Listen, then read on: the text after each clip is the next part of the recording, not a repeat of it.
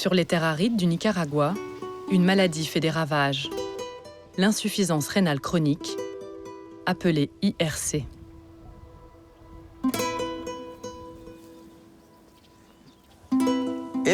Celui qui est là, il est mort d'IRC.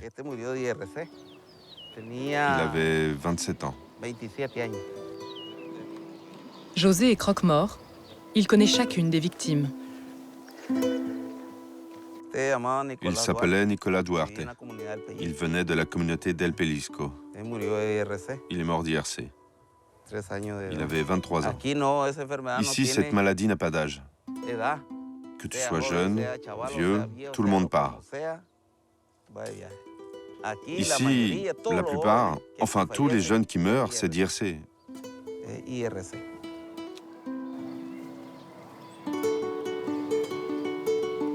L'insuffisance rénale chronique, c'est quand les reins ne fonctionnent plus. Et ici, à Xixihualpa, c'est la première cause de mortalité. Elle touche majoritairement les coupeurs de canne à sucre.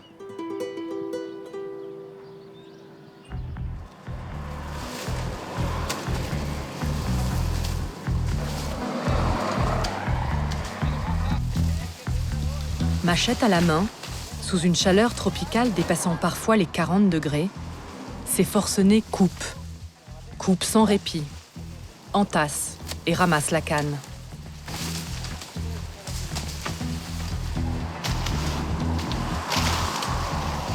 Chaque année, près de 8 millions de tonnes sont produites au Nicaragua. La majorité par une seule et même entreprise, Pelas. Les coupeurs de canne à sucre sont unanimes. Cette entreprise est responsable de la maladie qui les tue à petit feu.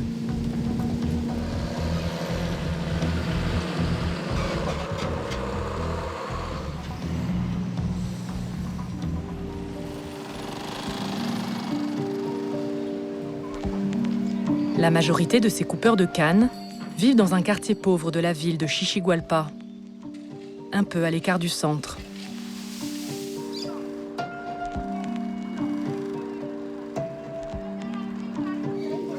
Les familles s'y entassent les unes sur les autres.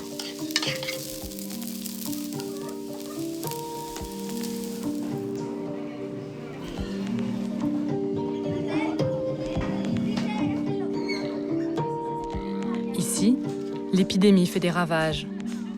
Tous les hommes sont atteints d'insuffisance rénale. Walter a 32 ans et depuis 7 ans, il est malade.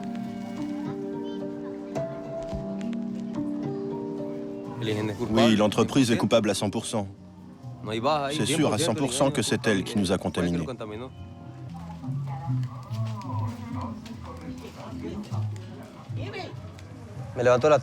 Je me lève à 3 h du matin. Je coupe de la canne.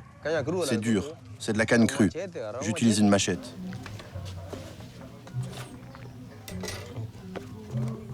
Avec ça, j'aiguise l'autre.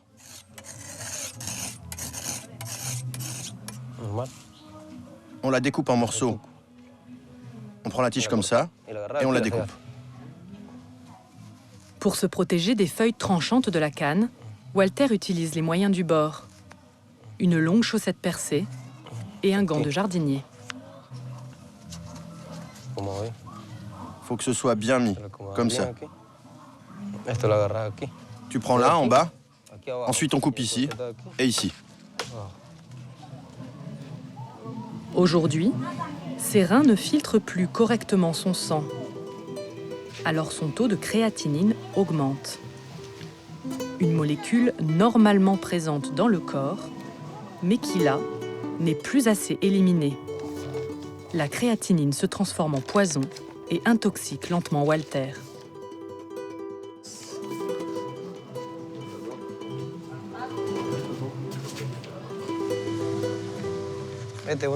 Ça, c'est mon taux de créatinine. 2 mg, tu vois? C'est beaucoup? Oui, très élevé. Déjà en 2012. Et là, celui du laboratoire qui date du 8 octobre 2014. Le taux est de 2,3. Il est écrit résultat 2,3 créatinine. Valeur de référence 0,4, 1,4. alors que mes résultats, c'est 2,3 mg.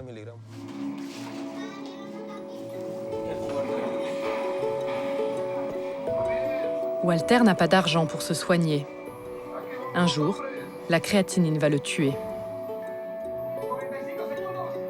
Impuissant, il attend la mort comme son père, Antonio. Cet ancien coupeur de canne à sucre est lui aussi malade d'insuffisance rénale chronique.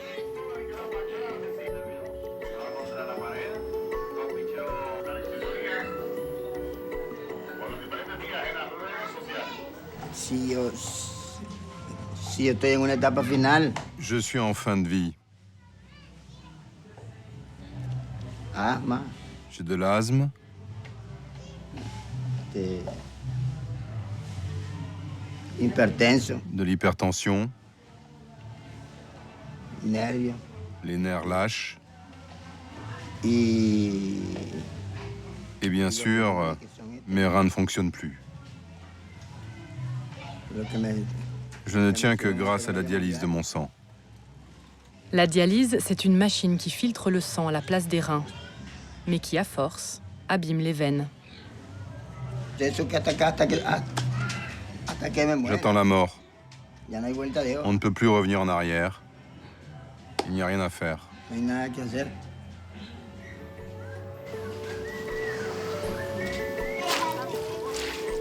Entre un fils malade et un mari mourant, Maritza retient difficilement sa tristesse et sa colère.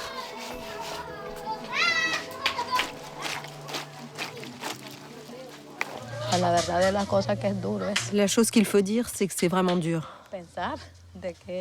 Penser qu'ils peuvent mourir de cette maladie.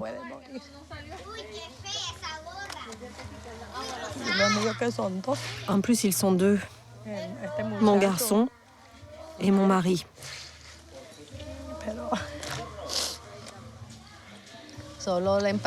Il n'y a que cette entreprise qui dit que non, que cette maladie ne vient pas de chez elle. Ils disent que le diagnostic s'explique parce que les gens ont une vie désordonnée. Mais la vérité, ce sont les produits chimiques et les pesticides utilisés par l'entreprise San Antonio qui les ruinent.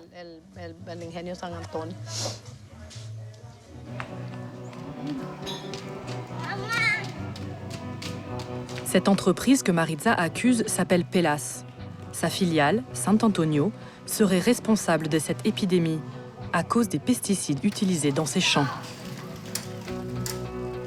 Ici, tous les coupeurs de canne à sucre, tous ces malades d'insuffisance rénale travaillent pour elle.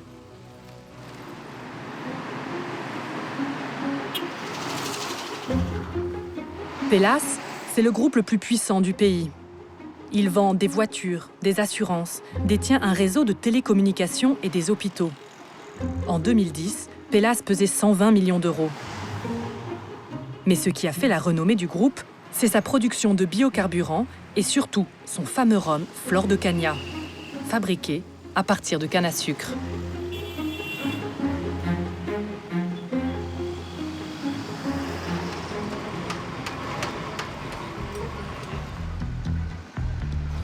Dans la petite ville de Chichigualpa, Pelas est le premier employeur. Pour les habitants, ça ne fait aucun doute. L'entreprise et les pesticides qu'elle utilise sont responsables de la maladie.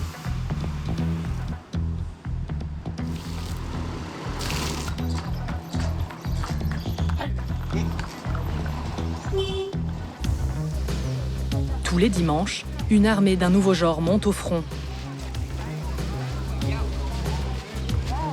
À quelques pas de l'entrée du domaine agricole de Pelas, la guerre est déclarée. Une centaine d'anciens travailleurs, tous malades, et quelques veuves manifestent. Leur revendication, obtenir des indemnités de la part de Pelas. Luis est leur meneur. Nous sommes malades d'insuffisance rénale chronique. Et le temps est venu pour l'entreprise de nous donner des réponses. Pour le moment, nous n'avons rien obtenu d'eux. Quelqu'un a obtenu quelque chose ? Rien. La loi dit qu'ils doivent prendre acte de notre plainte. Nous exigeons pour les travailleurs une indemnité.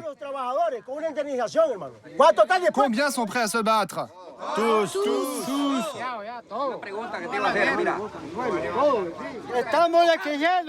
Nous exigeons que Pelas paye une indemnité à tous les malades. Nous sommes tombés malades dans leur entreprise. L'entrée est sous haute surveillance. Pelas protège son domaine. Vous demandez quoi, camarades? Que demande le peuple malade de Xixihualpa? Une indemnité. Une indemnité. Et que ces messieurs de Pelas parlent. Les esprits s'échauffent, la tension monte d'un cran.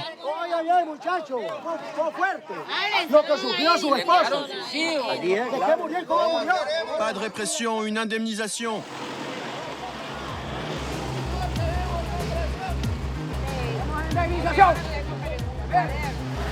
La réponse de Pelas est sans appel.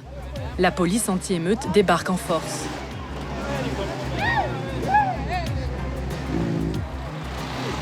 Face aux armes et à la toute-puissance de Pelas, ce groupe de malades et de veuves ne fait pas le poids. Luis réagit tout de suite et donne l'ordre de se disperser. Laissez tomber. Passez par là. Allez là-bas, allez là-bas. Si on continue, ils enverront la police et commenceront les arrestations. Nous ne pouvons pas nous le permettre. Lors des réunions précédentes, certains d'entre eux ont été arrêtés, d'autres blessés. Les manifestants ont peur. Aujourd'hui, il n'y aura pas d'affrontement.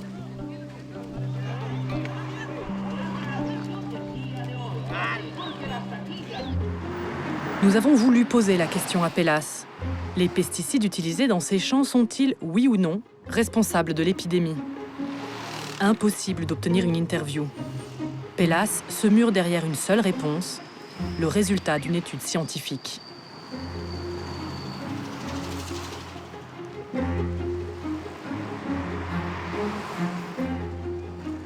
Nous sommes à l'université de León. En 2003, une équipe de chercheurs a étudié le cas des travailleurs de canne à sucre. L'objectif, déterminer les causes de l'épidémie d'insuffisance rénale chronique. Le docteur Marvin González nous explique. Nous n'avons pas pu faire de lien avec cette maladie.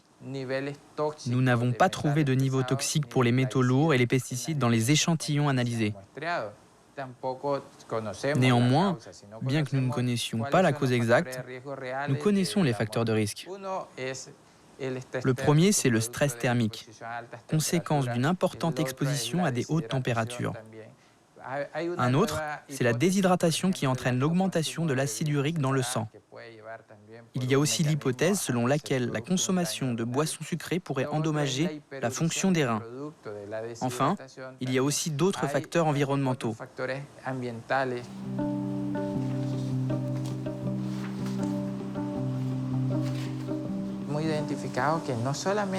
Nous nous sommes rendus compte qu'il n'y avait pas que les travailleurs de la canne, mais aussi d'autres groupes de travailleurs qui tombaient malades. Ça concerne les mineurs, les agriculteurs, les pêcheurs et les ouvriers du bâtiment.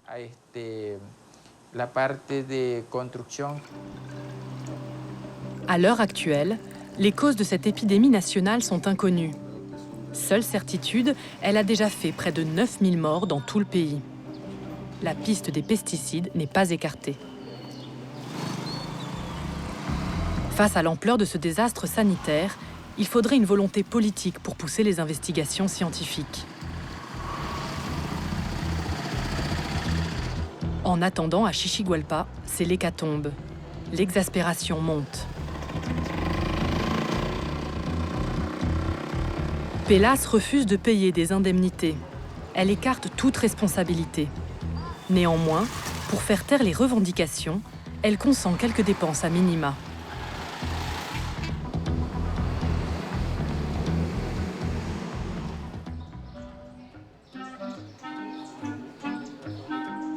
Direction Asocivida, une association qui vient en aide aux malades et à leurs familles. Ici, les travailleurs obtiennent gratuitement des médicaments pour soigner leur insuffisance rénale chronique.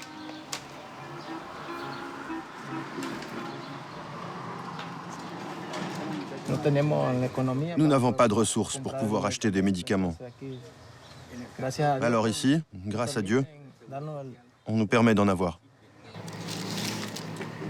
Non, ce n'est pas vraiment grâce à Dieu, mais plutôt à l'entreprise qui, gracieusement, fournit tous les médicaments de cette pharmacie.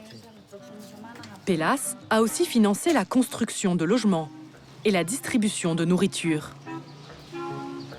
Et elle ne s'arrête pas là. Dans les locaux attenants, l'association se vante d'autres cadeaux offerts par Pelas. Comme ce ventilateur dernier cri, cette moto flambant neuve, 200 chaises en plastique et en bois, ou encore ces meubles d'archives. Au total, la somme versée par Pelas s'élève à 7 millions de dollars. En contrepartie, l'association s'est engagée à ne plus manifester. Alors entre ces quatre murs, le conflit social a totalement disparu. De là à penser que Pelas a acheté leur silence, il n'y a qu'un pas. Non, non, non, non. Il ne paie pas. Non, il n'achète pas le silence. Le calme que vous voyez ici, dans ce collectif, c'est parce que nous obtenons ce que nous avons négocié. L'entreprise ne nous paie pas. Elle nous donne des médicaments et l'entreprise est reconnue pour l'aide sociale qu'elle apporte, que vous soyez travailleur ou non.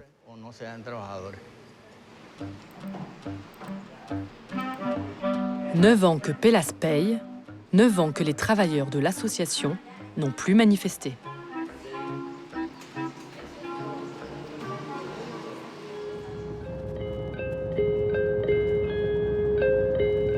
Alors que se passe-t-il pour ceux qui réclament plus? Ceux qui veulent justice et réparation financière?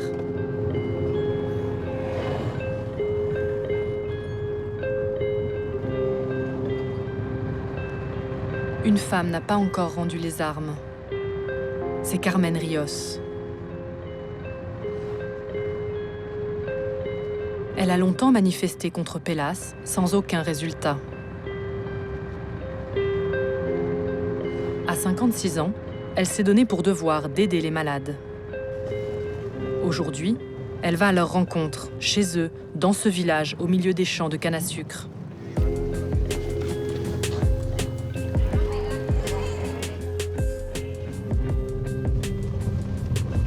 On va entrer par ce petit chemin. Sa mission, les aider à obtenir une pension de la sécurité sociale. Une centaine de dollars, parfois le seul revenu pour toute une famille.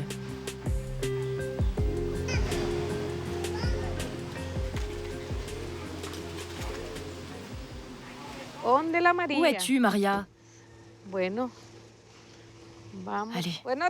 Bonjour, comment ça va?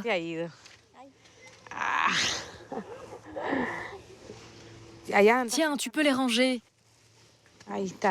Ce sont des vêtements pour elle. À chacune de ses visites, malades, veuves, tous arrivent pour lui demander conseil. Carmen les aide à constituer le dossier qui leur permettra d'obtenir cette pension.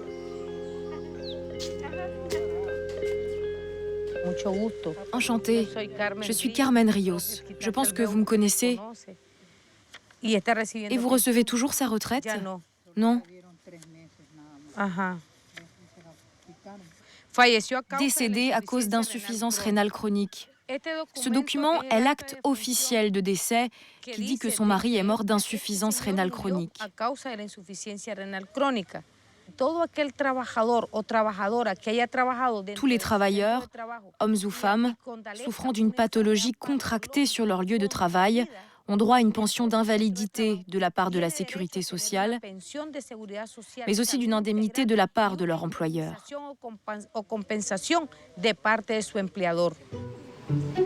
Cette pension reversée par la Sécu, encore faut-il remplir toutes les conditions pour la toucher. Avoir cotisé 256 semaines et être reconnu malade. Bonjour Lévis. Ça va? Bien, merci. Prends cette chaise, mon garçon. Lévis est un ancien coupeur de canne à sucre. Il est malade depuis 3 ans et aimerait toucher cette pension, car aujourd'hui, il n'a plus d'argent pour nourrir ses enfants.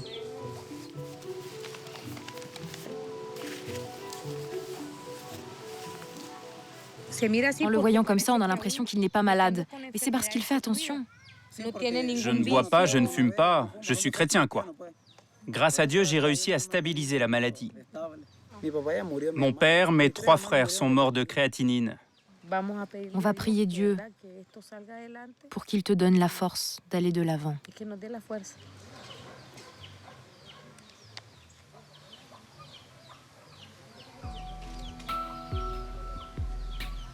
Quelques mots de réconfort et Lévis craque.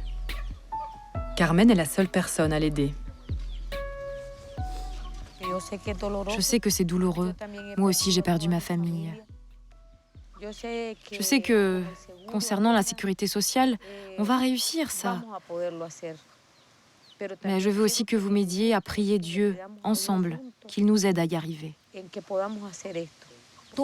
Bon, ton problème, c'est le nombre de semaines pour lesquelles tu as cotisé. Tu en as fait 153. Et en plus de ça, tu as arrêté d'aller chez le médecin. Oui, j'ai arrêté. Moi, j'ai besoin que tu ailles consulter pour faire avancer ton dossier. Et où est-ce que je peux prendre rendez-vous? Au cabinet médical. Celui d'ici? Oui, celui-là. Carmen insiste. Sans de nouvelles analyses de sang, pas de sécurité sociale.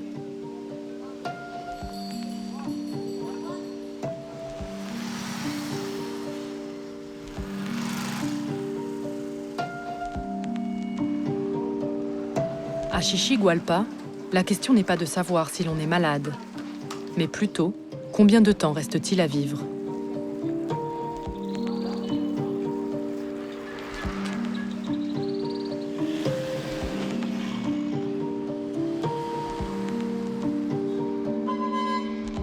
Lévis a suivi les conseils de Carmen. Il a fait ses analyses de sang.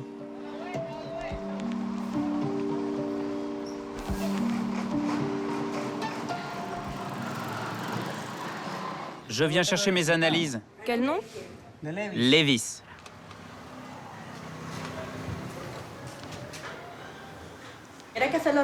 Vous voulez que je vous lise les résultats? Bon, votre taux de créatinine est un petit peu élevé. Les valeurs de référence sont de 0,4 à 1,4. Or, vous êtes à 2,7. À présent, vous pouvez faire le nécessaire avec ces résultats. Consulter un médecin et les présenter à la sécurité sociale. J'espérais moins, mais ce n'est pas le cas. Que va-t-il se passer maintenant? Rien. Dieu est le seul qui connaît notre futur. Nous ne savons rien.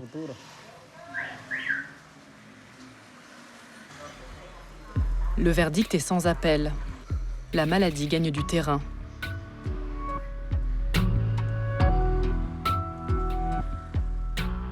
L'argent de la sécurité sociale devrait permettre à Lévis de survivre encore quelque temps.